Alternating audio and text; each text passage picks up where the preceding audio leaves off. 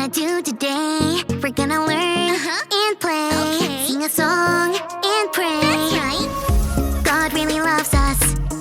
God really, really cares about you, me, our families. That's right. God's always right there.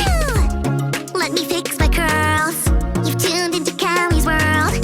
That's right, boys and girls. Welcome to Callie's world. Hey friends, I'm glad you're here. There's a big storm outside and... Whoa! Did you hear that? Don't worry. If I lose electricity, my computer is fully charged, so we'll be able to stay together. Wow!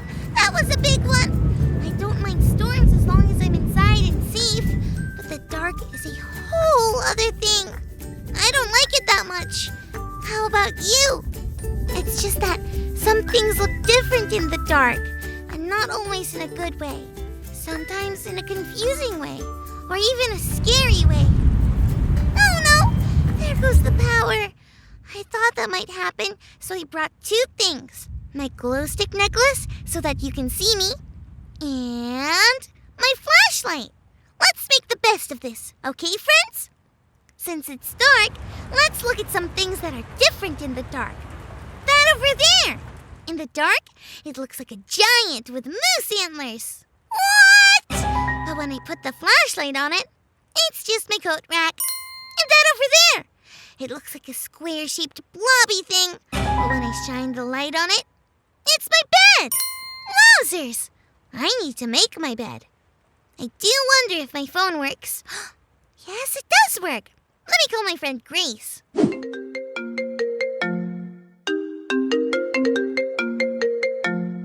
Hi, Callie. I just came over to see if you were okay. I know you don't like the dark that much. Thanks, Grace. That's really nice of you. Yeah, we were just talking about looking different in the dark than we do in the light. They sure do. And not just when you talk about real darkness, but also the darkness you feel. What do you mean? Well, my mom got really sick once. I wasn't sure if she was going to make it, and that felt really dark. I was scared and confused, just like you are sometimes in the real dark. Oh, I see what you mean. Yeah, feeling scared and confused does feel like a lot like darkness. I wonder. What? Well, I have a flashlight for when it's dark. But what about when things feel dark? Is there a flashlight for that? I don't know. How about we keep wondering while we check out today's Bible story? It's time for today's Bible story, and it comes from the book of Mark, chapter 14. Jesus and his friends were about to share an important meal together. Jesus had a plan for where to prepare the meal. Jesus told them to go into town. There, they would meet someone who would already have a place all ready for them. So, Jesus' friends went into the city, and everything happened just the way Jesus said it would. That evening, Jesus and his friends arrived for the feast.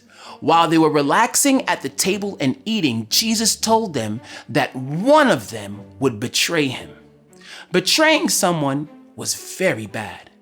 It's like breaking a promise or turning your back on someone. You see, there were people who didn't think that Jesus was God's son or their savior. They thought Jesus was a liar. They wanted to arrest Jesus, and one of Jesus' own friends would help them do it. Jesus didn't leave them with that thought, though. Jesus gave thanks for the meal and shared with his friends.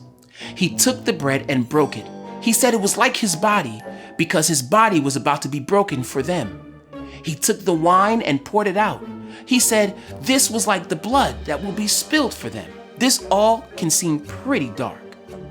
But Jesus was giving them this food as a sign of hope.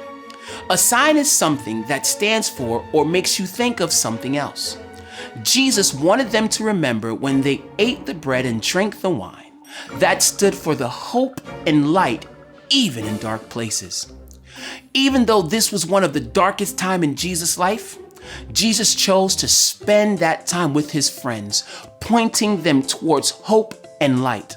When the days up ahead look dark, Jesus can do that for us too. Because Jesus is the light in the darkness.